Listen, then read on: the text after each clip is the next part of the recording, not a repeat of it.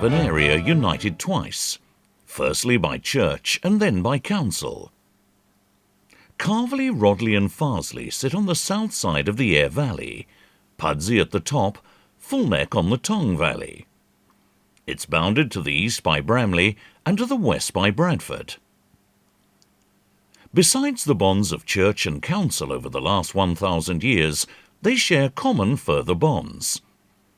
The wool and textile industry, and a spirit of independence where they do things their own way. The first recorded mention of Pudsey and Calverley is in the Domesday Book of 1086. This was compiled over a 6-year period to let William the Conqueror of Normandy, now northern France, know of the lands he had gained when he defeated King Harold at the Battle of Hastings in 1066. We learn that prior to 1066, the Saxon thanes Dunstan and Stainulf owned Pudsey, Calverley by Archil. Pudsey was the more prosperous centre, as it was valued at 40 shillings, whereas Calverley cum Farsley was only 20 shillings. But they are both described as waste. Worried about opposition in the north, William had the country harried, the burning, plundering and killing of any opposition to him. Obviously, Pudsey and Calverley didn't escape. William then granted his loyal supporters gifts of land. Vast acres across Yorkshire were given to Ilbert de Lacy, including the manors of Pudsey and Calverley. In turn, Ilbert had these run by Norman underlords, Calverley by the Scott family, who later changed their name to that of the village. Can we still find traces from this period? Yes, but you'll have to go to Calverley Church to find the earliest relics.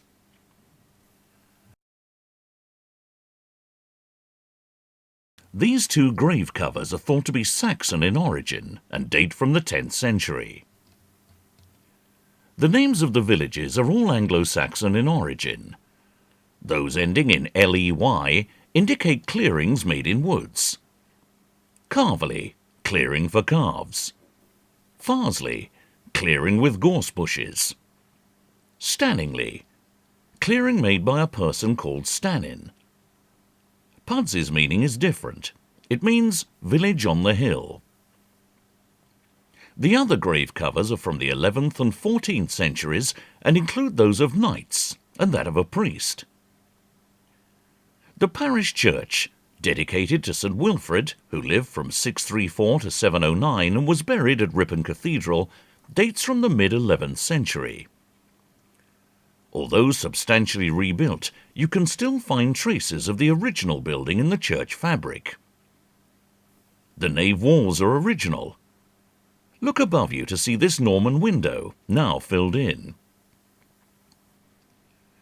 In the mid-13th century, the church and its income was given to found St Mary's Chapel in York, which then subsequently appointed the vicars. They took the tithes, the local tax to maintain the church. It was equal to 1/10 of all produce grown. Only a very small proportion was returned, the vicarial tithes to pay the vicar.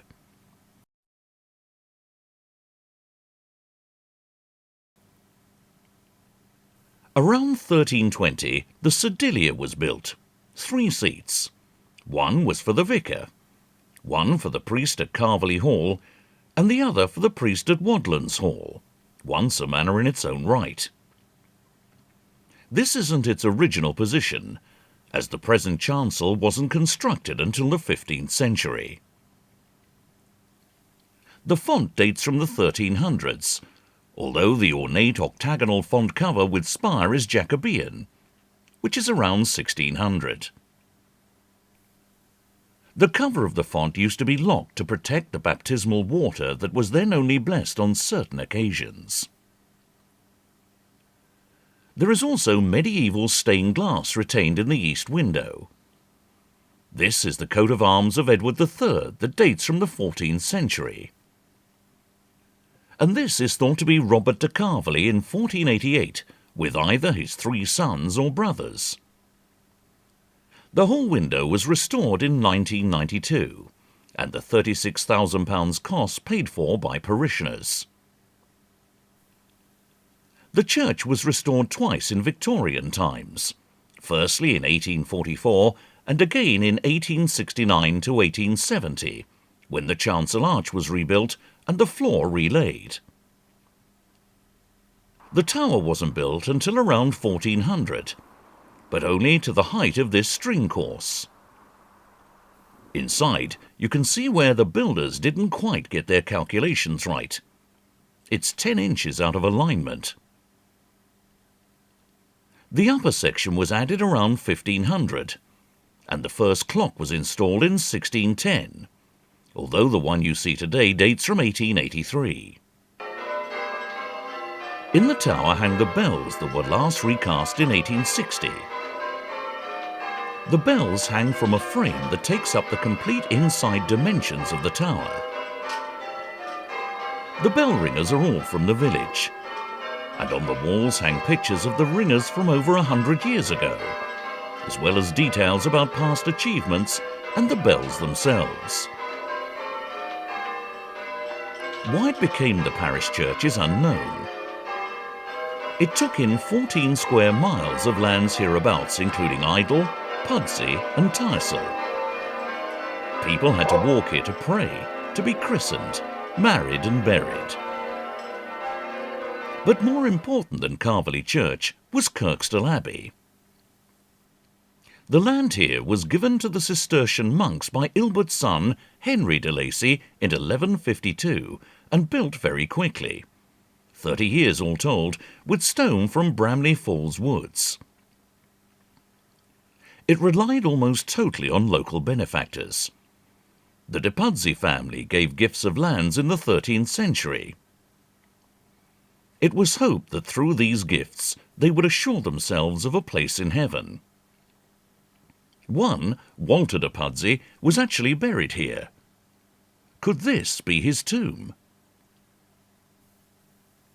The de Calverley family were benefactors to the nunnery at Esholt that was established in 1184. Its remains form the cellars of the hall today. In 1481, the de Calverley and de Pudsey families were united in marriage, with the de Calverleys then taking over the manor of Pudsey, a situation that was to last until 1663 when it was sold. But what sort of places were these in the Middle Ages? We know quite a lot, as the Calverley family, from 1190 onwards, kept all their legal documents. Mostly these refer to sales and exchanges of lands. This unique collection is kept at the British Library in London. The poll tax return for 1379 suggests a population for the parish of around 800 people. It had been much higher, as after the Scots defeated the English at the Battle of Bannockburn in 1314, they ravaged the area, and it was said that the parish was worth hardly a goat's grass. And in the mid-14th century, the Black Death killed around half the population, possibly including the vicar of Calverley who died that year. People lived in small cottages with wattle and daub walls, with thatch or turf roofs. They were sited around a village green. Pudsey had a number of greens, including Waver Green, Crimble's Green, Bankhouse Green, and the green that can still be seen at, appropriately, Greenside. Calverley's hamlet was arranged around the wells. A supply of fresh, clean water was very important, not only for drinking, but the soft water was also ideal for cleaning fleeces. The arrangement of the troughs seen today date from 1856. The memorial gardens were laid out in 1932 when the road was improved. There are other wells and springs to be seen in the area, including Bankhouse Well near Fulneck,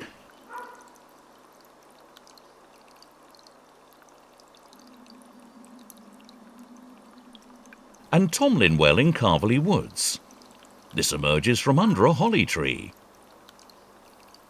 There would have been many others that have since been built over. The monks at Kirkstall Abbey used the lands given to them for sheep farming. This wool then was mostly sold to countries like Italy for making into cloth. There was local cloth production, but on a small scale. Records tell of a manorial corn mill that stood close by Calverley Bridge, which was in use by 1265, and a fulling mill too by 1336. Here water power was used to pound cloth, knitting the fibres together while submerged in water, urine and fuller's earth. It also removed animal grease and acted as a bleaching agent. The most important person then was the lord of the manor. Not only was he responsible for managing the lands, but also for law and order, with minor disputes being dealt with at the manorial court. The Calverley family lived at the Hall, part of which includes one of the oldest domestic buildings in Yorkshire, the Solar, the building to the left of the porch. It was originally a timber frame building dating from about 1400, but was cased in stone around 1485. At the same time, the original hall wing, abutting it to the right, was rebuilt in stone, and the chapel to the left of the Solar built. This building, that adjoins the chapel and Solar, was built around 1550, and the building beyond it, originally the kitchen and dining room, in the mid-17th century. The hall is too easily passed nowadays with modern housing surrounding it. In those days, an orchard stood between the house and the church, and was reached via the wicket. This is the interior of the Solar. It's currently part of a renovation programme by the owners, the Landmark Trust, a charity that helps to preserve historic buildings. It has an open-aisled hall of 4 bays and is 30 feet wide. It was used for living accommodation, whereas the adjoining hall was used for entertaining. The floor for the upper rooms has fallen down, but you can still see the fireplaces, which were very important for heating and cooking. The adjoining hall would have been open from floor to ceiling. Some of the original beams can still be seen in the upstairs rooms. They have these flowers carved on them. The blocked windows, with remains of tracery you can see out on the outside, would have lit the hall, but probably removed where the end gable was rebuilt and the windows we see today inserted. Over the years, the hall had been subdivided into 9 cottages. Fortunately, the whole hall is now under the ownership of the Landmark Trust. Part is let as holiday accommodation, and 3 cottages make up the remainder.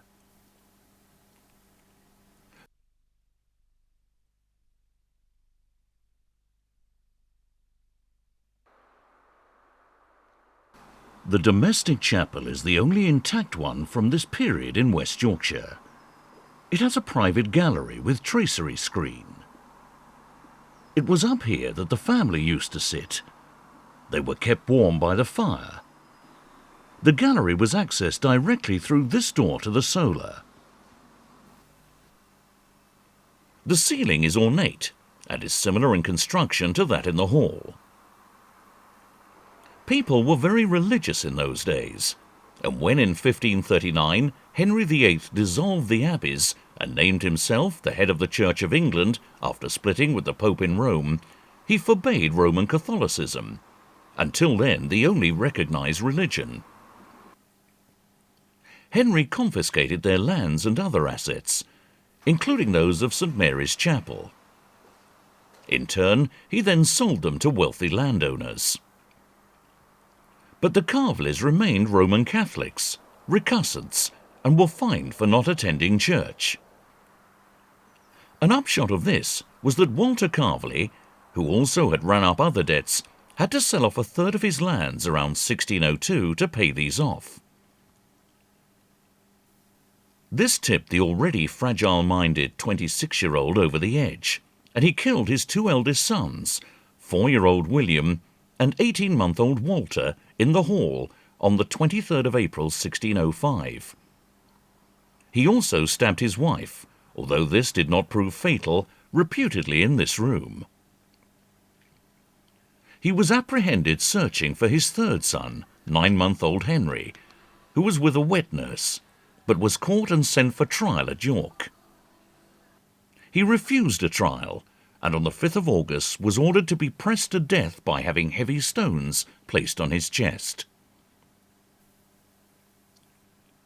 We know a little more about the inhabitants, as the first baptism register dates from 1574.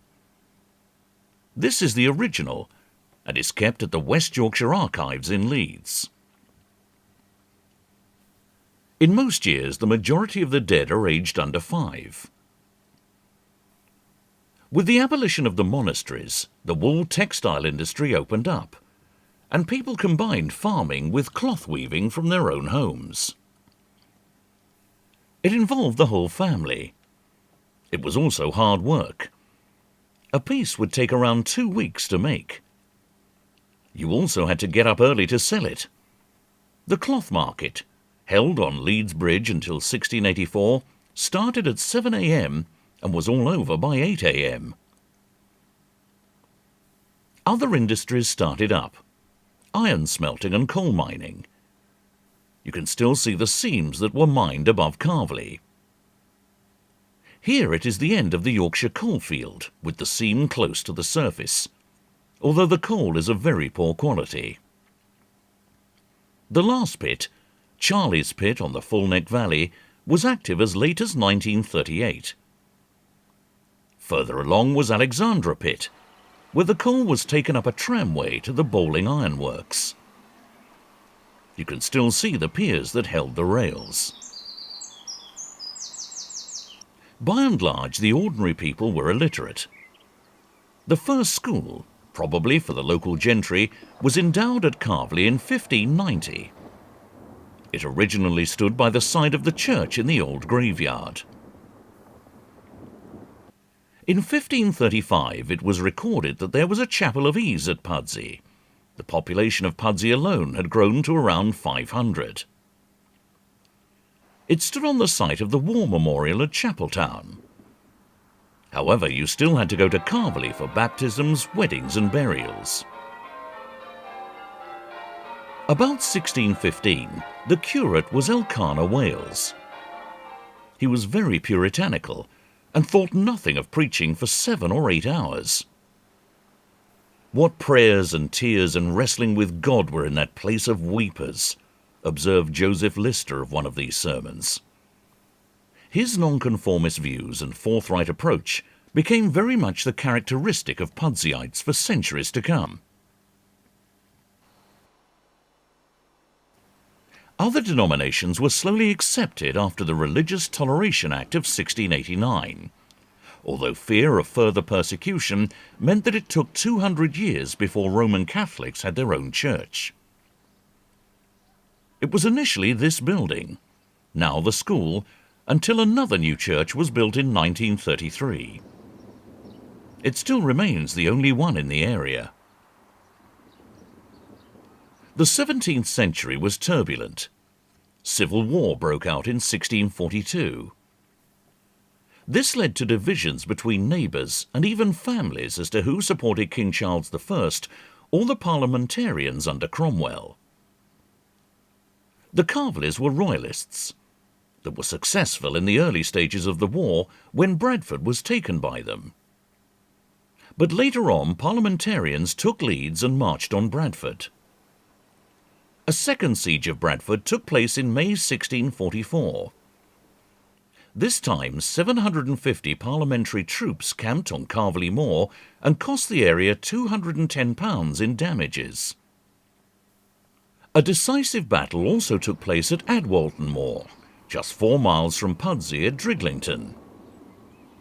With the parliamentarian victory at Naseby in 1644, Royalist supporters like the Calverleys were heavily fined, a reason for selling the manor of Pudsey to the Milner family in 1663. The villages were then to develop very differently. The Calverleys were keen to protect their estate, whereas Pudsey had much freehold land that could be bought and sold. The Milners held the manor until their final land sale in 1854. The lord of the manor had been very much responsible for local affairs, but with the introduction of the poor rate in 1601, the townships became responsible for those who were unemployed, elderly or sick, appointing church wardens, overseers of the poor, and the surveyor of the highways, all unpaid posts. Everything was recorded in the town book. Calverley's dates from 1631. The Pudsey town book went missing early last century. This is the Pudsey Surveyor's Book of 1733. In it, he records how many days each able-bodied man had to work every year, around 6 days, for maintaining the roads.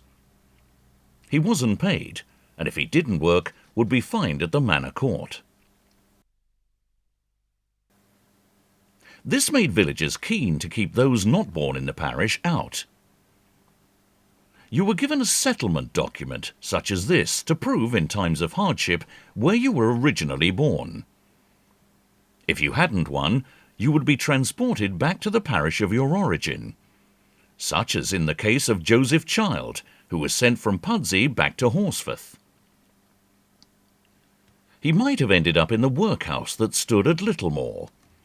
Calverley's was built on Back Lane, now Blackett Street, in 1756. It also fell to villagers to find employment for pauper children and orphans. This is the indenture of Abraham Grave to George Hainsworth in 1796. He would remain in his employment until he was 21. Unfortunately, it doesn't say how old Abraham was at the time. A village constable was also appointed annually. Local misdeeds would be a fine or incarceration in the stocks that once stood in Calverley churchyard. The Calverleys moved from the village to Esholt Hall in 1665. The last member of the Calverley family, yet another Walter, died in 1778. He had to change his surname to Blackett in 1729 as part of his marriage settlement to Elizabeth Blackett. He's buried in Calverley Church. Prior to this, in 1754, they had sold all their Calverley estate and lands in Bramley to Thomas Thornhill of Fixby, Huddersfield, for £62,000. This is the view Count Zinzendorf must have imagined in 1743 when he was on his way from visiting the Moravian congregation at Lightcliffe, near Halifax, to that in Pudsey. He decided that this was the place to establish a Moravian settlement and that it would be called Lamb's Hill. The Moravians had been founded in Bohemia, now part of the Czech Republic, in 1457 by followers of John Hus, who was burned to death in 1415 for his religious beliefs. He believed in the simple life, community, and the preaching in the mother tongue. Roman Catholic services were only held in Latin then. Likewise, they were persecuted for their beliefs and moved around Europe until they found refuge with Count Zinzendorf in Saxony in 1722. A large part of the Moravians' work still continues to be missions, and it was on one of these that they met with Benjamin Ingham, a preacher from Ossett. He handed over his religious societies in West Yorkshire to them.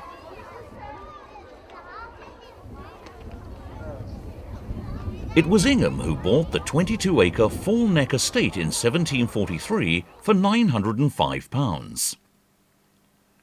The name was officially adopted as Fulneck in 1763, coincidentally the name of another Moravian settlement. Local people became very suspicious when construction started in 1746. They lived a completely different way of life. Members were divided into choirs according to their age, sex and marital status.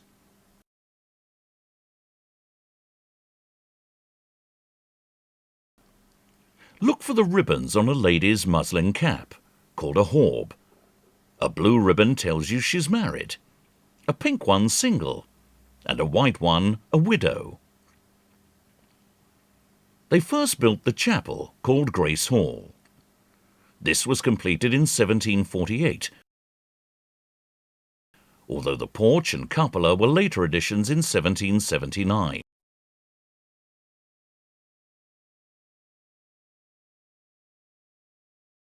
It's little changed inside, apart from the replacement of benches with pews and the lowering of the pulpit. Moravians are notable for their celebratory love feasts, a tradition that still continues today. Here, tea and bread are shared amongst the congregation. On the lane stands God's Acre, the burial ground. At one time it was split one side for the brethren and the other for sisters. Moravians are taught not to fear death, and at Easter used to hold a vigil that ended when a horn was blown at daybreak. Today a service, accompanied by the Gawthorpe Brass Band, is held at 7 a.m. The settlement was highly organised. It was run by a conference of elders. They decided the rules and regulations, as well as the allocation of jobs. One unusual feature was the lot, a box that contained 3 small cylinders used to make decisions. Each cylinder contained a piece of paper, one saying yes, one no, and the other left blank. They were rolled in the box and a cylinder picked out, and the decision was made. It was even used for determining marriage partners. The settlement strived to be self-sufficient, and they established a wide number of trades, including spinning and weaving, paper-making and glove-making. The sisters became particularly famous for their embroidery work. A shop, bakery and inn were also established in 1771. They were popular and people came from miles around.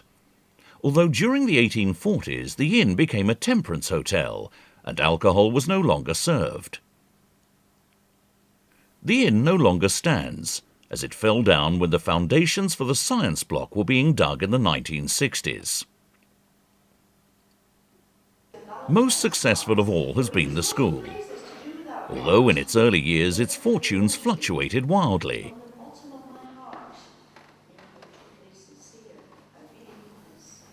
The first boys came on the 3rd of May 1753, arriving by horse and cart from Lightcliffe. This was reenacted on the school's 250th anniversary in 2003. The first girls had a much longer journey in 1755, coming all the way from Chelsea. Each lived together in what was called economies until the age of 12, when they then moved to the single men's or women's choirs. The school was initially under Grace Hall, and boys and girls were taught separately. A separate boys' school was built in 1785, although the girls remained here until 1904. There continued to be separate boys and girls schools until they were combined in 1994. The boys' school was run by the brethren, and the girls by the single sisters, but only for the children of Moravians. This did not prove economically viable, and fee-paying boarders were accepted in the 1760s, a tradition that still continues to this day, although in different circumstances. Then parents were discouraged from seeing their children, and epidemics were rife. The school has eventually come to encompass the majority of the terrace. The frontage is 235 metres long, thought to be the longest Georgian terrace in Britain. Most properties were built between the mid to late 18th century. The central building is Grace Hall, flanked on either side by the parsonage and sisters' choir house. Usually they're not all built of local quarried stone. Many are of red brick. The Fulneck Valley has a seam of fire clay along it suitable for making bricks. Behind the terrace runs the road, embankment and the pavement. The cottages on the road were built later and date between the late 18th and mid-19th century. In too is housed the Moravian Folk Museum. Inside you can get to see what they would have looked like during the Victorian era. In the Moravian room are items relating to the history of the Moravian Church throughout the world.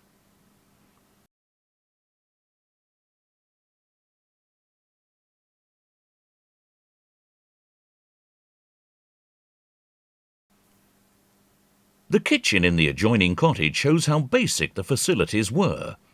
Water would originally have come from a spring. One unusual exhibit is the hand-pumped fire engine that dates from 1822. They were a necessity in those days when lighting was by candle and fires by coal. The Moravians weren't the only new religious denomination around. Methodism was also taking hold. The founding father of Methodism, John Wesley, preached in the area on a number of occasions. The first in 1747, when he also went to visit Fulneck. Baptists established this chapel at Farsley in 1777 and built a replacement one on the green 100 years later. Only the Sunday school now stands. Then you used to have to walk everywhere. Some of these lanes are still in use today. Look out for coursey stones to walk on to keep you out of the deep mud and ruts caused by horses and carts. This track was known as Jackass and was used by pack horses to bring coal to Pudsey. Today its less colourful name is Scolebrook Lane. Bridges were also built, such as Calverley Bridge in 1710. It might seem out of the way today, but this then was the only bridge to cross the Aire to Horsforth. One side is lower than the other. This is to allow pack horses with their panniers to pass. On the Horsforth side stood a toll house, and on the Calverley side successors to the manorial corn mill. The last mill burned down in 1924. Until then, there was no particular centre to Pudsey. It was made up of hamlets, including Alcoats, Chapeltown, Lowtown and Fartown. The centre of Pudsey today was called Waver Green. You can still see some of these early buildings if you go to Booth's Yard, then known as Hamerton Fold. It became known as Booth's Yard in 1889, when grocer James Booth bought the properties. The first buildings here were built around 1690, although older buildings may have stood here, as some materials have been reutilised in the buildings. The whole area was restored in 1983, with some further rebuilding work in 1991. The property to the front still remains a shop, but the properties behind were built for handloom weavers. Look for these holes on a doorway. They were made for wuzzing sticks on which wool was spun to dry. You can see the conditions a handloom weaver used to work in at the Fulneck Folk Museum. On the first floor, and taking up almost the whole room, is a loom on which a weaver used to produce broadcloth. Initially, a loom required 2 people to pass the weft yarn shuttle back and forth over the warp. To weave broadcloth such as this to a finished piece, that is roughly 1.2 metres wide and 22 metres long, would take about a fortnight, working up to 15 hours a day. But there were lots of other processes involved, such as dyeing, fulling and tentering. drying the cloth on frames to keep its shape, difficult in winter months.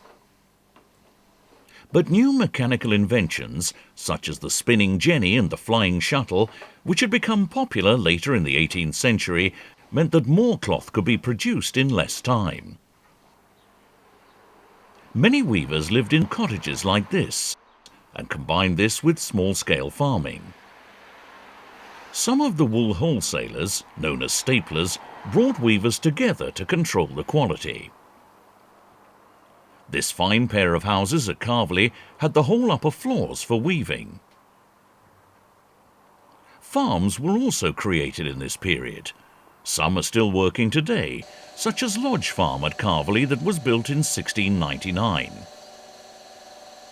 The rhythm of farm life continues. For the last 300 years, the cows have been milked twice a day, although electrically now. The farm has been in the Gawthorpe family since the 1930s, and they have 90 milking cows that produce around 450 gallons per day. Gone were the medieval farming strips, to be replaced with fenced and hedged fields. From 1755 until 1811, almost all the open moorlands were enclosed, with roads and public rights of way defined. The whole area had become a little better served by roads by then. The first road improvements came after 1700, when the Turnpike Acts were passed, which allowed for roads to be maintained by turnpike trusts rather than the parish it ran through. Tolls had to be paid by those using it for its upkeep. The Leeds-Bradford Road was turnpiked in 1741 and Rodley Lane in 1826. In 1766, a meeting was held in Bradford to plan the building of the Leeds to Liverpool Canal. The first section from Leeds, passing through Rodley and Calverley to Thackley, was opened in 1777. The whole 127 miles from Leeds to Liverpool eventually opened in 1816. Until then, stone was quarried to meet the needs for local housing. Calverley Woods were then opened up for quarrying sandstone that was then sent by barge for buildings in Leeds and further afield. There were further quarries up on Woodhall, still in use until the 1990s. It's a different stone up here, Elland Flag, which was used for roof slates and paving stones. Other quarries were at Upper Moor. The Industrial Revolution was just beginning. One of its earliest pioneers in textiles was Samuel Marsden, who was born in Farsley on the 5th of July, 1764. In 1797, he was appointed chaplain to convicts deported to Sydney, Australia. He built a farm there, and on a visit to England in 1808, brought samples of Australian wool with him. This proved more suitable for weaving than local wool, and since then raw wool has been a major Australian export. A commemorative garden was opened in 1934 on the site of Turner's Fold where he lived. The first steam-powered mill was built in the 1790s, Union Bridge Mill at Roker Lane Bottom. Mills were initially very successful, but the war with France from 1803 to 1815 depressed trade, and it wasn't until the 1830s that mill building began in earnest.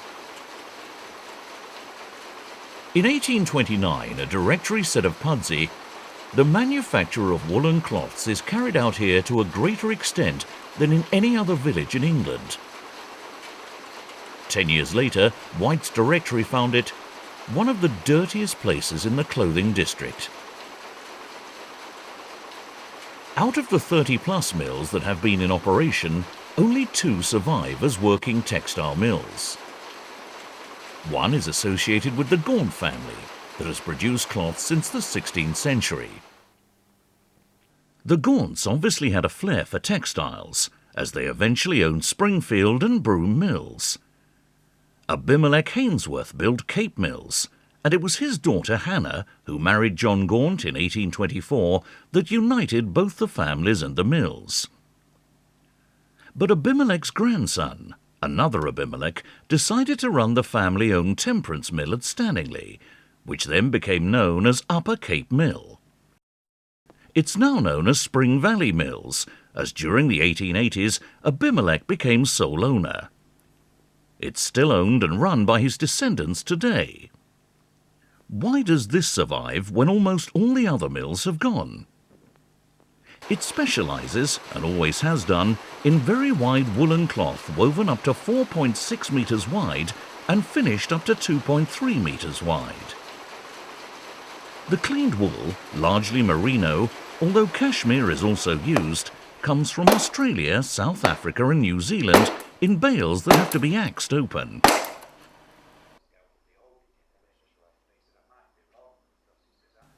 Before any processes can begin, the fibres are blended together by blowing them through pipes into this special room called the blend bin, to create a mix and quality appropriate to the cloth being produced. This mixture is then carried into the hopper of the carding machine. The teeth on the machine combs all the fibres so that they lie in the same direction. The combs also help to take out anything that has got tangled in the wool from when the sheep have been outside. At the end of this process, the wool is wound onto spindles and are called slubbing.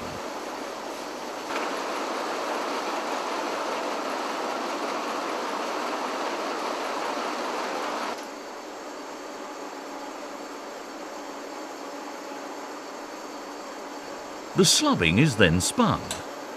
The spinning machine twists the fibres together to form the yarn, at the required weight and thickness for the cloth to be produced. In Victorian times, the mills used to start at 6 a.m, and a hornblower walked the streets to wake people up around 5 a.m. so they could get to work. They would work until 8 p.m. at night, with short breaks for breakfast, lunch and tea. Children as young as 7 used to work in them for 14 hours a day, 6 days a week, until the 1833 Factory Act forbade children aged between 9 and 12 from working more than 48 hours a week. These yarns, and there can be 2,000 or more, are being transferred in sections of 200 to 300 yards at a time to the beam. This is called warping.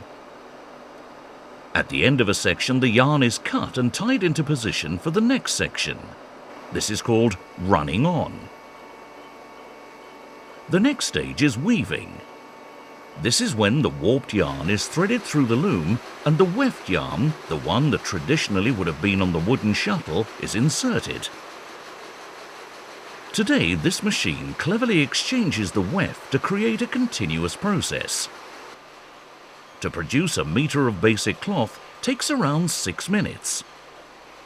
In a year, 300 miles of cloth is produced here and exported all over the world. The company has 7 trading divisions, such as protective clothing, where they have developed in-house the innovative Nomex fabric for firemen.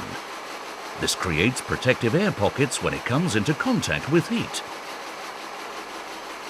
Hainsworth's also has a reputation for billiard and pool table cloths, cloths that have to be felted.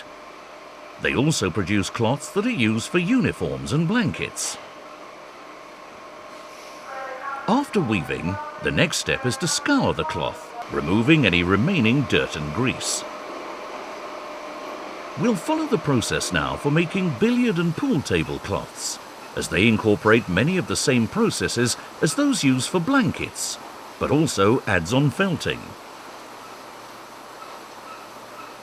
To felt the cloth, it has to be milled, that is, to shrink it. Here, heat, moisture and pressure is applied, so that the cloth mats together, to make it thicker and denser. Wool is the only fibre, natural or artificial, that can do this. Before the cloth goes any further, it has to be checked for knots, stray fibres and imperfections. During the 1830s, The textile industry had increased so rapidly that over 80% of people in the area worked in the trade. Today, Hainsworth employ 170 people, just a fraction of the total workforce, although they remain the largest manufacturing employer in the area. Now you don't have to hang cloth outside on tenterhooks to dry and keep its shape. This £400,000 machine does it all for you.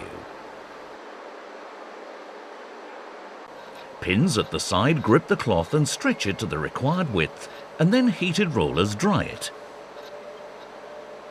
Through all these processes, the cloth has remained this off-white colour. Now it can be dyed. Traditional billiard cloths are green, although cloths for pool tables can be any colour. All cloths are dyed here. It's very controlled, as many cloths have to match, especially those for use in ceremonial uniforms. The cloth is now fairly hard and feels rough to the touch. To give it that smooth feel as you brush your hand over it, it has to be put on this machine. This puts the nap on the cloth. That is the process of teasing the fibres from the cloth. This is called raising. Look on the rollers. There are thousands of teeth that pull at the fibres on the surface of the cloth. The fibres forming the nap are all of different lengths, and they now have to be cropped so they're all of the same length. Traditionally, this was a highly skilled job using enormous shears. The cropping machine and many other mechanized textile processes were invented in the early 1800s and put these craftsmen out of business. They banded together and became known as Luddites, after their mythical leader, General Ludd. They attacked mills, wrecking machinery and burning them to the ground in the hope of deterring mill owners from investing in new machinery.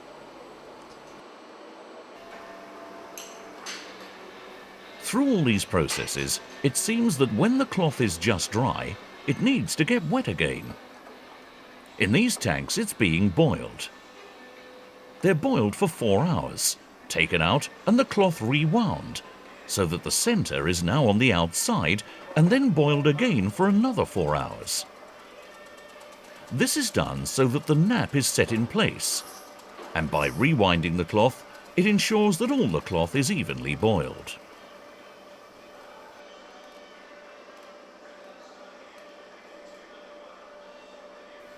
The cloth is now almost finished. It has to be cut to the required size, although some customers have theirs delivered by the roll before being made into items like this guard's uniform.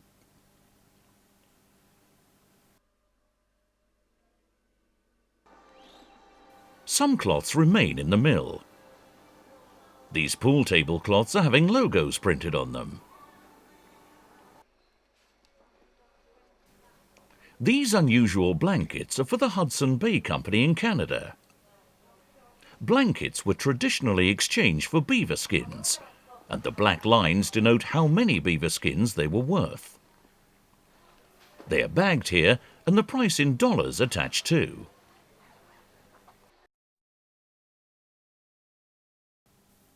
Next door stood Butler's Iron Foundry that was founded in 1828, initially to make gas lamp standards, railway wagons and bridges. They employed over 1,000 men and became part of the 600 group that makes industrial lathes, until rationalisation saw the closure of the works in 1986. Rodley became synonymous with cranes. In 1820, David Smith, Jeremiah Barmforth and Jeremiah Booth established a foundry adjacent to the canal to make furnishings for woolen mills. They then expanded to include gas lights and their fittings. But with the deaths of their founders, it was left to 23-year-old Thomas Smith to take the company forward. He expanded the crane side that had been established in 1840 and harnessed new technology like steam to manufacture cranes for use in the railways, ports, quarries and in construction.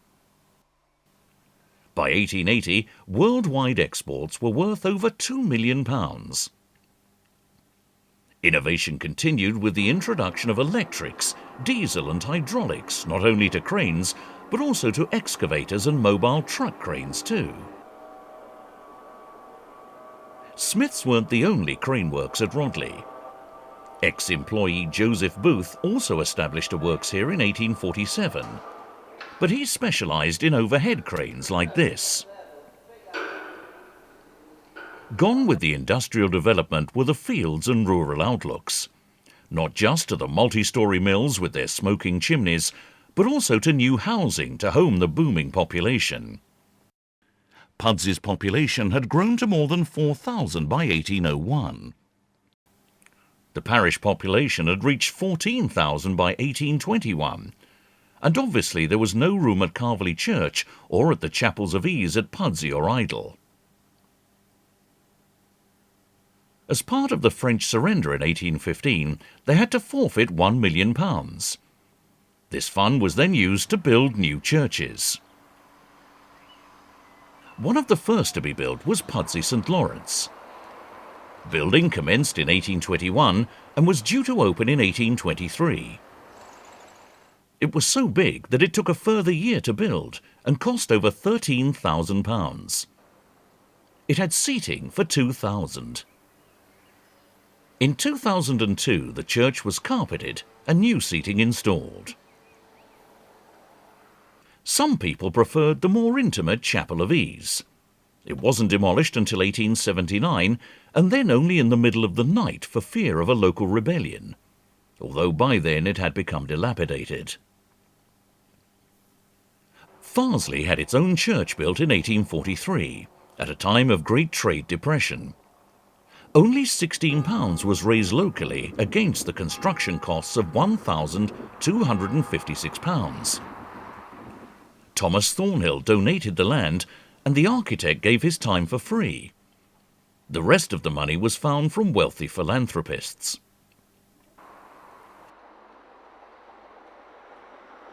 There were problems with the tower, and it had to be rebuilt due to subsidence.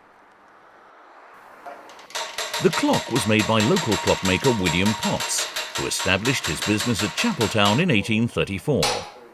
The company is still in existence in Leeds today. The clock face was made by butlers at Stanningham. Although built in 1843, the parish wasn't formed until 1857. The greatest population growth was between the census years of 1841 and 1851. This caused an unprecedented demand for property. But many local builders built houses as quickly and cheaply as possible. These yards, courts and squares, usually named after the builder, can still be seen, such as Northrop's Yard and Huggan Row, both in Pudsey. They had no running water, no sewerage systems, lighting was still by candles, and dry privies were built in blocks often far from the house. Could you imagine going at night? Something had to be done, but change wasn't immediate. Local control then was still through the township. Change was very much up to entrepreneurs. The first gasworks was established in Farsley to supply a local mill in 1812. Pudsey lagged behind, and its own gasworks wasn't built until 1843 in Crimbles. Initially it only supplied mills, which saw the advantage of lighting leading to greater productivity. In fact, the overseers of Pudsey seemed positively anti-gas. Farsley was far more progressive, and the main streets were lit by gas in 1842, Fulneck in 1847. Pudsey's weren't until 1868.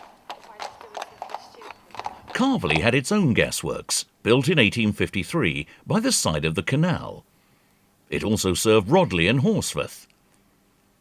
Eventually all the works became part of the Pudsey Gas Company. Calverley was the first to have a mains water supply. This was built in 1865 and was supplied via Bradford Corporation's reservoirs from Barton near Bolton Abbey. By the 1850s, 30% of the population was aged under 10. Many of these children were still being exploited by mill owners. One local man, Richard Osler, who was born in Leeds in 1789 and educated at Fulneck School, sought to control this exploitation and had the 10-Hour Act passed in 1847 against much opposition. It now became a legal requirement for mill owners to provide educational facilities for part-time workers under the age of 13. Churches were also important in the provision of education. This was a great time of church building, and many were built with schools, known as national schools. St Wilfrid's continued its educational tradition and built a completely new school in 1852 behind the church. The junior wing wasn't built until the 1870s. Other national schools included Pudsey's Lowtown School in 1843, Fartown's in 1845 and Farsley's in 1847. The Victorians took a more puritanical outlook on life, particularly disapproving of drinking at the rapidly growing number of pubs and beer houses. But mill work was very strict, dirty and dangerous, and it's no wonder what little leisure time they had was spent in the pub. Here was the main entertainment: cockfighting, dogfighting and, of course, brawling. All of the rowdy behaviour went almost unchecked, as the first modern policemen in the area weren't appointed until 1857. Beer had always been drunk, largely because it was safer to drink than water from the wells. It's thought that the Thornhill Arms, then known as the Leopard, to be the oldest pub. It's probably much older, as its location near the parish church is perfect for slaking the thirst after a wedding prior to the long walk back home along Priesthorpe Lane, if you came from Pudsey. The oldest in Pudsey could possibly be the White Cross or the Golden Lion, both said to be established around the same time, but in earlier buildings. Temperance societies were established in the 1840s to get young people to improve their manners and morals rather than drink excessively in the pub. In Pudsey, they encouraged locals to drink non-alcoholic treacle beer. This is probably why it was said that there are treacle mines in Pudsey. It's quite hard for us to understand today, but the majority of people went to church or chapel then. It was the social centre. On a Sunday, a child will be expected to attend Sunday school before the morning service, attend Sunday school again after lunch, and go to the evening service at 6 p.m. You were to wear your best clothes and be on your best behaviour all day. Even whistling was banned. Pudsey had many nonconformists, those people who did not go to the state church. This was partly because they disapproved of paying tithes and service charges to the parish church at Calverley. It's quite bewildering the number of different societies established. Take the Wesleyan Methodists. They split into the Primitives, the Independents and the New Connection. They built and rebuilt their chapels to accommodate their ever-growing congregations. 9 chapels were built in Pudsey in 11 years in the mid-19th century. Further chapels were built at Farsley, Calverley and Rodley.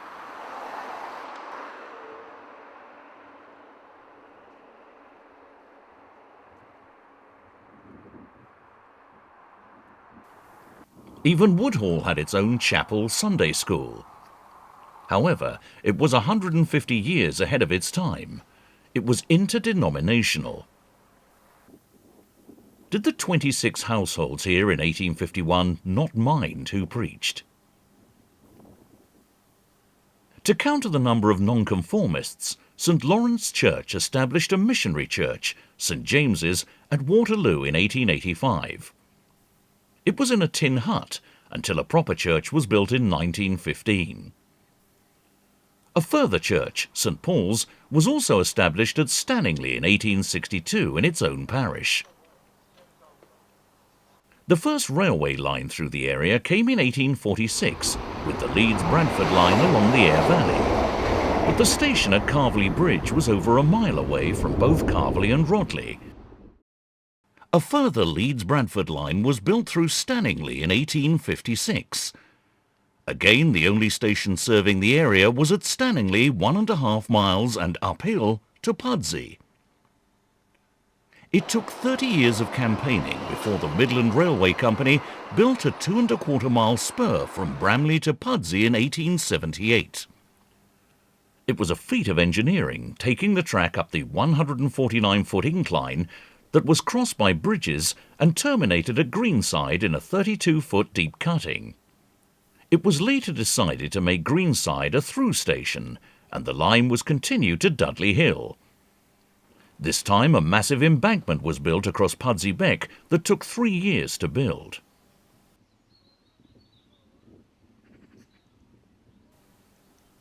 By the turn of the century, some mills had become enormous concerns. Lee Mills employed over 500, as did many other mills. It must have been a tremendous sight seeing all those people streaming to and from work. Demand for labour was so great that nobody thought of walking 5 or 6 miles to work. Trains were expensive. This was at a time when your weekly wage was around £1 for a 60-hour week. But the coming of the trams made transport more affordable. The first track from Leeds to Bradford ran through Stanningley and opened in 1900. Both corporations wanted to build the track, but when it met in Stanningley, they were different widths, and trams here had to have their wheels adjusted. Another tram service was established in 1906 that went from Leeds and terminated at the Owl at Rodley. There wasn't a through tram to Calverley, although there was another terminus at Greengates. It wasn't until 1908 that a line was built up Richardshaw Lane to Chapeltown, although most people preferred to walk down. When a mineral spring was found off Calverley Lane in 1837, there were plans to create a spa. At this time, the spas at Ilkley and Harrogate were enormously popular. But Calverley's was doomed after a lady drank too much of the water and died. A visitor said it smelt as disagreeable as a polecat. The Thornhills set their sights on building an exclusive estate, such as was being built in Cragwood Rawdon on the opposite side of the valley. This was planned in the 118 acres of Calverley Woods. 4 gatehouses were built at what would be the entrances to the exclusive development that stretched as far as Woodhall. A cutting, Francis Drive, was made from Apley Bridge and an ornate entrance built, the Needle's Eye. But little more than the unsurfaced roads were laid out in the woods, and the only house built was Ferncliff in 1856, before the development came to a halt. The mill owners instead built grand houses well away from the smoking chimneys of their factories. The open fields between Calverley and Rodley were popular. Westroyd in Farsley was built by John Butler, co-owner of Stanningley Ironworks. The expansion of the villages went unchecked. Houses and streets were built to no plan. There were no sewers, no fresh water, nor utility services. Pudsey was a filthy, dirty place, where it was said, "Where ducks fly backwards to keep muck out of their een." Government legislation in the 1860s created local boards of health to replace the township system that could no longer cope with all these new urban problems. This is what the Pudsey Nuisance Committee had to deal with: the moving of night soil, smoke pollution, and wandering pigs. But slowly things started to happen. Tolls at turnpikes were abolished in the 1860s. Stone chips started to replace the muddy and dusty roads before they were started to be tarred from the 1890s onwards. New streets were built with pavements, quite revolutionary then. Pudsey House was built as the local board offices, but was later adapted to become the fire station. Mill fires were common then. Gibraltar Upper Mill burned down in 1897. A fire destroyed most of Clover Greaves Mill at Calverley in 1909. Farsley also had its own fire service that was later incorporated with Pudsey's. The service has moved home twice since then, firstly onto Stanningley Road and now at Swinnow, that opened in 2004. The local board built sewerage works in the 1890s, and Pudsey's overcrowded graveyards were replaced in 1875 with a new cemetery on 12 acres of land. It has 2 chapels and an adjoining spire that stands 110 feet high. The chapel to the east is for Church of England services and to the west nonconformist. In the same year, the Pudsey School Board was formed, as there wasn't enough provision in the town. They built what would have become known as board schools, such as Richardshaw Lane School in 1877. You still had to pay to go to school. Fees weren't abolished until 1891. Further education was available in the evenings through the Mechanics' Institutes. Calverley's was established in 1854, and Pudsey's built this very ornate building in 1880. More could be learned from the new weekly newspapers. The first to be published was the Pudsey Courant in the early 1850s, but the longest running was the Pudsey and Stanningley News that was first published in 1872 and continues today as the Pudsey Times. Later in the century there was more leisure time, and again it was through churches that cricket, walking, drama and choral societies were formed. Other sports clubs were also formed, including Stanningley Rugby Club in 1889. They now play on pitches on Coal Hill. This match is a home derby against Pudsey Victoria, playing in the black shirts.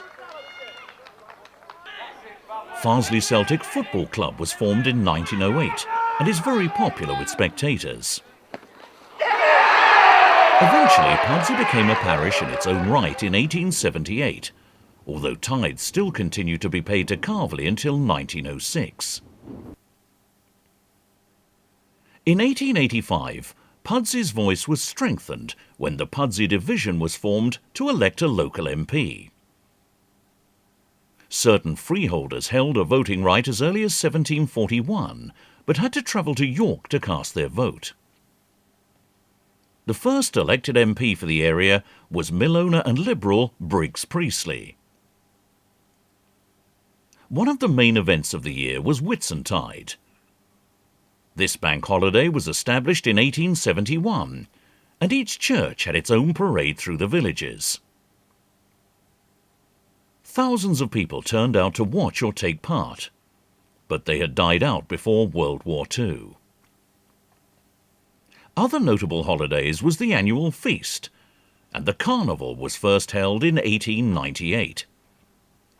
Although this was short-lived, although revived again in the 1920s and since 1998. Many parks were built to provide lungs in the now urbanised towns. Pudsey's took in 7 acres and opened in 1889. At that time it included a lake and ornate shelters. It was popular with young people to promenade, and many marriage partners were found. Both Calverley's and Rodley's parks were built to celebrate Queen Victoria's Jubilee in 1897. In one of the last acts of Victoria's long reign, she made Pudsey a borough on the 13th of November 1899.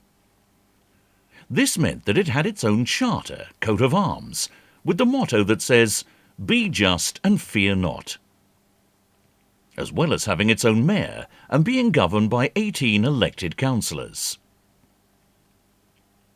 Truly, Pudsey had to reflect this newfound status, the town began to look how we know it today. Magnificent buildings were built in the town centre,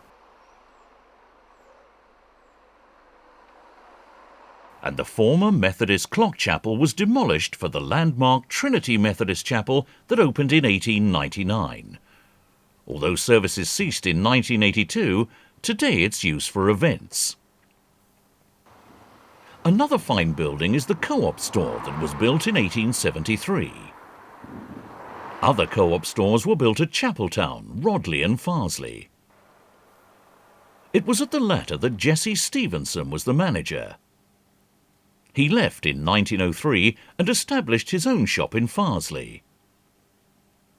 It rapidly expanded to a chain of 58 stores across West Yorkshire. He also built the Sunshine Bakery at the end of New Street to supply the stores. Many were converted into self-serve stores, but when the business was taken over by the Rank Urbanization in 1958, they failed to develop the potential of Jesse's vision. Oddly, the last store to go was the Farsley shop in 1977. The old rural looks were fast disappearing. Calverley's ancient cottages around the Green and Wells were pulled down in 1914. Pudsey's Manor House in 1911. The Borough Council took over the Mechanics Institute in 1908, and the secondary and technical school that was established there moved to new premises that opened in 1911.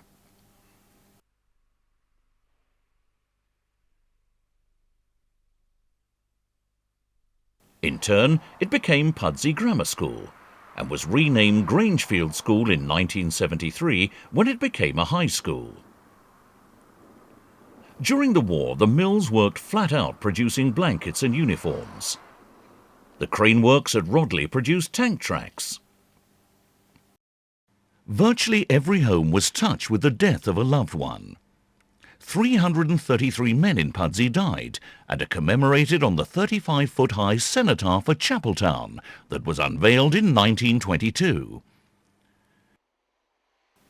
It stands on the site of the old Chapel of Ease and its graveyard. Bones of Pudsey's forefathers found here were placed in a vault under the memorial. The greatest social change came after World War I. Great housing estates like these at Waterloo and Woodhall were commenced in the 1920s. Electricity had arrived, as had buses in 1922 to serve these new houses. The last trams left in 1938. Going to the cinema replaced many of the traditional activities. The first to open was the Electric Picture Palace in 1910. Although it had been built the year earlier as a roller skating rink, until it burnt down. Pudsey had the Picture House that opened in 1920. A similar name one opened in Rodley in 1927. Stanningley had two. The Royal Picture Hall in 1911 and the Savoy in 1937. And many walked to the Pavilion just down the road. There were also plans to create pleasure gardens in the Fulneck Valley, to be called Happy Valley, but this came to nothing. Post Hill became popular for motorbike trials. The reason why there is a steep cobbled road running down one side. The playground in the park opened, then one of the finest in England, in 1928. It later had a steamroller to play on, now deemed too dangerous. As probably was the lake, which was filled in during 1945. Today, families can come to visit the aviary and aquarium or wander around the hothouse.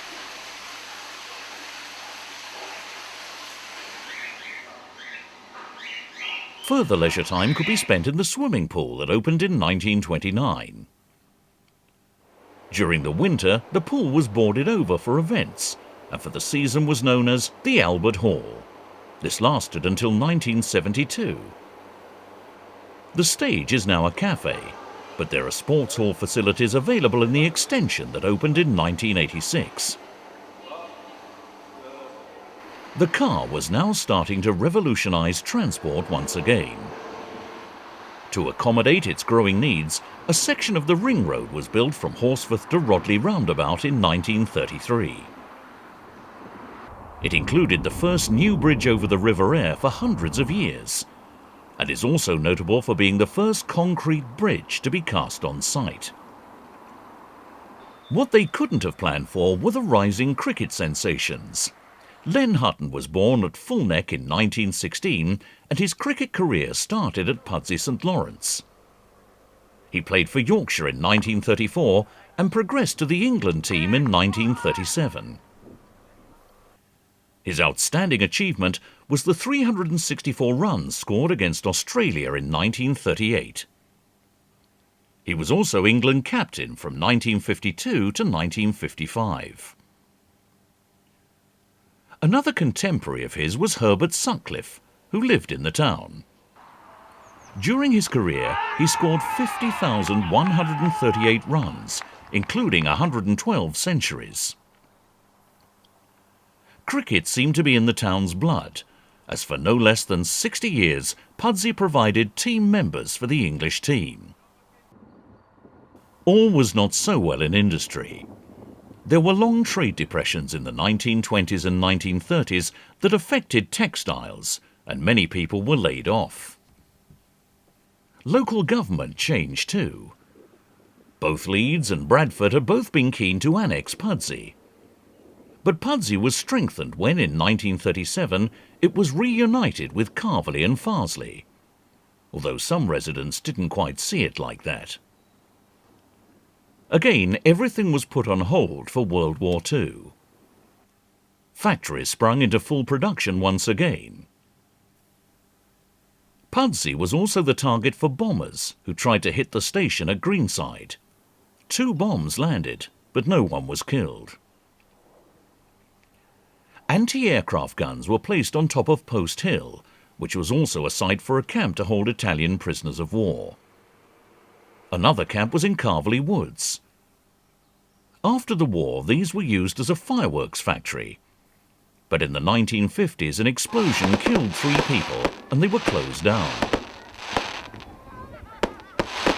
Although Pudsey Feast had come to an end by 1987, it had been superseded by Pudsey Show that was inaugurated in 1949. It was first held at Dawson's Corner before moving to Grange Park in 1959. During the early 1990s, that had ceased too. After the austerity and rationing of the 1950s, everyone wanted to modernise in the 1960s. Unfortunately, some of the area's finest buildings were lost for this new zeal for concrete and steel. The most notable being the fine Victorian buildings in the town centre. Even the town hall lost its spire in 1965 when it was deemed unsafe. Another landmark disappeared. Many characterful early 19th century cottages were swept away in the name of slum clearances, also clearing away the strong community spirit where everyone knew one another's business. More new housing estates were built, and 2 new high schools built to accommodate the growing number of children, Crawshaw in 1959 and Priesthorpe in 1976. New revolutions, such as affordable TV sets, saw off all the cinemas, and Beeching swung his axe on the railways in 1964. The whole line from Bramley through Pudsey to Dudley Hill was axed. The station at Calverley Bridge was closed in 1965, and that at Stanningley was replaced by New Pudsey in 1967. Planners also thought that there was a need for a better road system, and proposed a motorway to pass through Pudsey to the A1. Fortunately, it was vigorously opposed. In its place, the ring road was extended from Rodley to Dawson's Corner in 1960, and 20 years later, the Stanningley bypass built. It was at Dawson's Corner that it was decided to build the Civic Hall, a location in the middle of the borough. It opened in 1972, and is very popular today with weekly tea dances and collectors' fairs. By 1971, the population of Pudsey stood at 37,835, Farsley's 6,158, and Calverley's 3,655. On April Fool's Day, 1974, the borough was to be no more. The voracious appetite of Leeds swallowed up Pudsey, along with Horsforth, Morley and Wetherby. As a sop, representation for the area rests with 6 ward councillors, fighting for the area up to 6 miles away in Leeds Civic Hall. But pride in the area remains, and Pudsey Civic Society was established to preserve the area's rich heritage and fight for conservation and green space, as Pudsey becomes more and more a dormitory town for Leeds. Falling church attendances saw the closure of many chapels, including some landmarks. The Church Lane Wesleyan Chapel was demolished in 1971 to make way for the DSS building. The United Reformed Church at Chapeltown in 1978 was eventually replaced with sheltered housing accommodation. The church continues in the former Sunday school. St Paul's in Stanningley combined with Pudsey St Lawrence in 1982. St Andrew's Church and the Methodist chapels in Rodley formed an interdenominational ecumenical centre in the former Wesleyan Sunday School. The Wesleyan Chapel stood on the car park and was demolished in 1972, the same year that St Andrew's was. A new parish was formed when a new St James the Great Church was built at Woodhall in 1959. Besides the 2 remaining textile mills, others have been saved from demolition by subdividing them for light industrial use, such as Waterloo and Holly Park mills. Gaunt's Broom Mills is seen here being demolished to make way for more housing. Some still remain derelict awaiting new usages. Companies seeking new industrial premises have moved on to the Grangefield Industrial Estate. The huge Lee Mills complex was demolished to make way for the Alcote Centre, dominated by Walmart Asda and Marks & Spencer. The Rodley Crane Works are also gone. Parts of the engineering works have been demolished and replaced by housing.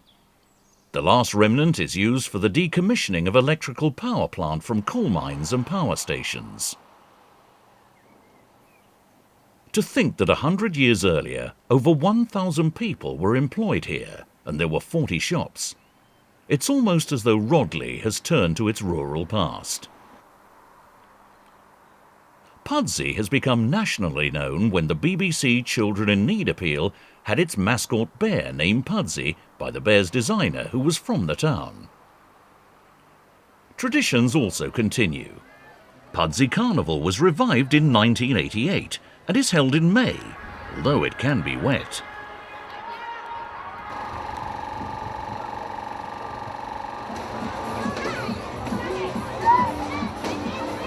The town also has 2 running clubs, Pudsey and Bramley and Pudsey Pacers. It's the latter who hold an annual 10-kilometre road race around the town. At Fulneck's Comenius Centre, named after the famous Moravian educator, theatre group Fulneck Players stage 4 productions a year, with sell-out audiences for each production, and Calverley players are just as productive too.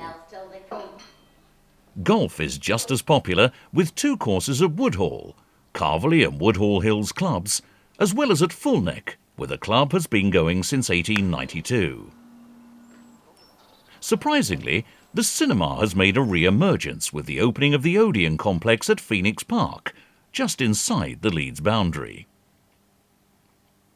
Now you can walk through Calverley Woods when the bluebells are out, ride along the old packhorse routes around the Fulneck Valley, or cycle along the canal towpath. Wildlife can also be watched at the Rodley Nature Reserve.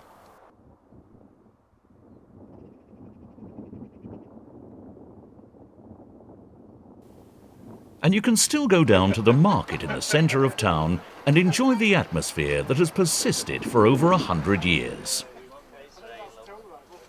All this helps to maintain the area's own distinctive character, some of it unchanged for centuries. And with the establishment of town and parish councils in Pudsey and Farsley in 2004, a little more local accountability is being brought back. We might complain about overdevelopment, but some things never developed. This was the site of the hamlet of Priesthorpe. There's always something to be proud of in coming from Pudsey, whether it's for the treacle mines, where ducks fly backwards, or where you can be in paradise, purgatory, or at the world's end.